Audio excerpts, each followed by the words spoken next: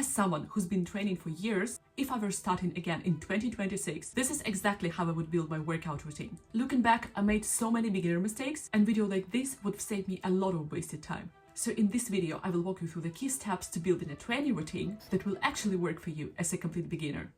I may have a contrarian take on that, but most advice online is not a beginner advice. It's advice targeting specific training style without explaining it. When I started working out, I was basically throwing spaghetti at the wall. And yeah, this approach may work if your goal is just to move and have fun. But if you have a concrete goal, you should be more intentional. So before you even start training, you will need a mindset shift. And this is that you should stop copying blindly, define your goal, and actually develop autonomy. Autonomy means that you understand why you're doing exercises, that you can judge the advice instead of blindly following it, and that when you see a training plan created by someone, you're going to understand what it is actually targeting. If someone trains for 2 hours, 6 days a week, it's not a beginner advice. If someone talks about advanced techniques, it's probably not a beginner advice either. So the very first thing I would like you to do is to actually write down your goal. Studies have shown that when your goal is written down, you're much more likely to actually follow through and commit to it. Two most common goals that people have when they come to the gym is either fat loss or muscle gain. And you can actually lose fat and build muscle at the same time while doing gym lifting, as long as your nutrition is adjusted to that goal. Now, I will not talk much about calories in this video. I already created a dedicated video on that, and I will leave the link to that in the description box. But shortly said, if part of your goal is losing fat, you will need to slightly reduce your calories while also keeping the protein intake high. But if your goal is solely to build muscle, you may only need to rely on the protein intake. Protein helps us to build muscle, which means better metabolism, posture, daily strength, and a lot of other benefits. 1 pound of muscle burns approximately 3 times more calories at rest than 1 pound of fat. Muscle will be useful for everyone, no matter if you'd like to lose fat or not. Now let's talk about training styles. When it comes to lifting weights, people like to separate hypertrophy training, basically training for aesthetics and building muscle, and strength training, which is getting stronger. If you're a complete beginner, those styles actually overlap a lot. At the beginning, everything builds muscle and initial strength. As a beginner, your job is simple: to learn basic movement patterns, get used to training consistently, and build a base of muscle and coordination. So now, when you understand your goal, let's go to probably the most important part, and this is that you should define your capacity. As a beginner, who is probably also busy with work, studies, and other daily things, you should just find 3 to 4 hours for training each week. Typically, what you can do is either full body workouts or splits. For example, upper body and lower body. If you have the capacity to train 4 hours a week, you can go for splits.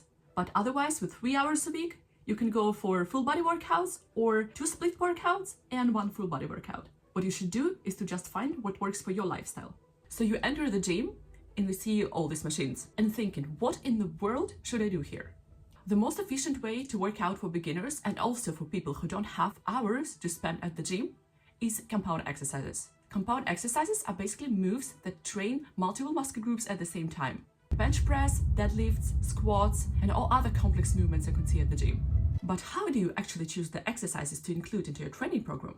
The answer is, don't focus on the exercises, focus on the movement patterns. And also push movement pattern, for example, bench presses, push-ups, or overhead press. The pull movement pattern, the example of that would be lat pull down or horizontal rows or pull-ups. Then we have the squat movement pattern, for example, squats or leg presses. Then we have the lunge. Those are, for example, lunges or step-ups. Hinge movement pattern. The example of that would be Romanian deadlifts. And then we have core. Those are those typical ab exercises you see in the ab workouts online, like planks, dead bugs, and so on. And if your training program includes all those patterns, you're training your whole body. And of course, there may be exercises of each movement pattern that you like more or less. And because arguably one of the most important aspects for fitness is to stay consistent, you should choose the moves that you are the most comfortable with at the beginning. But should you be using machines, free weights, or just doing bodyweight workouts? The short answer is all of them work. Machines are great for learning and stability because there is a lower chance that you will make a mistake. Free weights may seem a bit more difficult to manage initially. However, free weights will help you to build your coordination and athleticism. And bodyweight is simply flexible and accessible. There is no kind of moral superiority. The best exercise is the one that you feel confident to be doing consistently. And one more thing to remember for beginners, your body structure and genetics actually matter. For example, 2 people can perform squat correctly and it can still look completely different. Yes, your job as a beginner is to learn the right technique, but also in the way that works for your body. It should feel stable, pain-free, and controlled. And now, the most fun part. How do you actually progress? Typical beginner mistake is to change your exercises every training, because when you do that, you will see very little progress. When you created your first training program, you should stick with this plan for at least 6 to 8 weeks. When it comes to sets and reps, in the very beginning of your training journey, it would be helpful to do 3 to 4 sets of each exercise with 6 to 12 reps in each set for muscle growth. The most important thing here would not be the number of reps, but choosing the weight that will allow you to go to 2 reps until failure. When it comes to rest between those kind of sets, it's enough to rest between 1 to 2 minutes. Here you should learn to do the exercises in a slow and controlled manner. And what would really help here is to count to 3 when you move the weight towards you, and then also count to 3 whenever you move the weight back. And yes, of course, you can adjust your weight slightly the next week if you feel like it's becoming way too light. However, remember that the progress is not just adding weight, because you can progress by adding reps, resting less between your sets, feeling more control. Your progress is mastering the skill in the best possible way.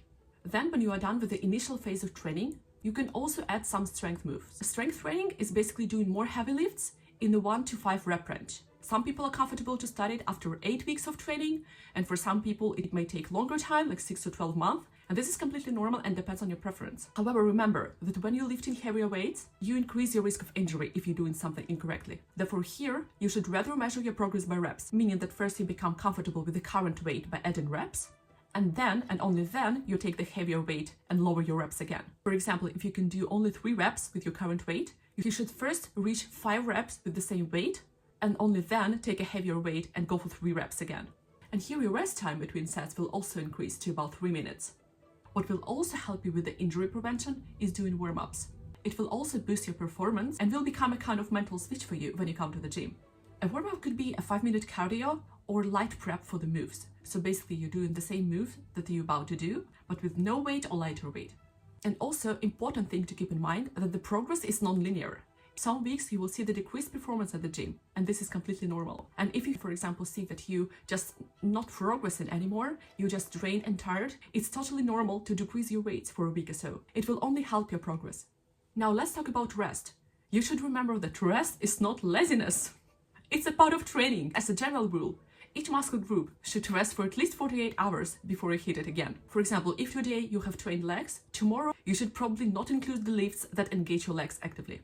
How relaxed your rest days will of course depend on your lifestyle and individual goals, but remember that it's not necessary to become the part of the furniture on your rest days, and you can also have active rest days. However, it's completely up to you to decide, and you should try to fit it into your lifestyle. Remember that your training program should actually bring value to your life instead of taking the whole joy out of it. So here is the takeaway for today. You are probably confused because you were shown too advanced advice too early. For now, start with compound exercises, build your base, stay patient, and let the confidence catch up. You've definitely got time and you're not behind. Just start.